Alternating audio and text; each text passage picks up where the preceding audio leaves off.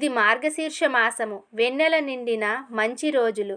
ఓ అందమైన ఆభరణములు కల పడుచులారా, ఐశ్వర్యంతో నిండిన రేపల్లెలో సంపదలతో నిండిన ఓ బాలికలారా, ఈ మార్గశీర్ష స్నానము చేయాలి అనే సంకల్పం ఉన్నచో రండి, ముందు నడవండి. వాడి అయిన వేలాయుధములు దాల్చి ఏ విధమైన ఆపద రాకుండా మనల్ని కాపాడుచున్నది శ్రీ నందగోకుల కుమారుడు. అందమైన కన్నులతో అలరారుచున్న యశోద యొక్క బాలసింహుడు, నీలమేఘశ్యాముడు, ఎర్ర తామరలు పోలిన కన్నులు కలవాడు, సూర్యుని వలె ప్రకాశమును చంద్రుని వలె ఆహ్లాదమును ఇచ్చే దివ్యముఖమండలము కలవాడు. ఆయన నారాయణుడే. అతనినే తప్ప వేరొకరిని అర్థించని మనకు మనం ఉపేక్షించు వ్రత సాధనమైన పరా అనే వాద్యమును ఇచ్చునున్నాడు. మనము ఈ వ్రతం చేయడం చూసి లోకులందరూ సంతోషించేటట్లుగా మీరందరూ వచ్చి ఈ వ్రతంలో చేరండి.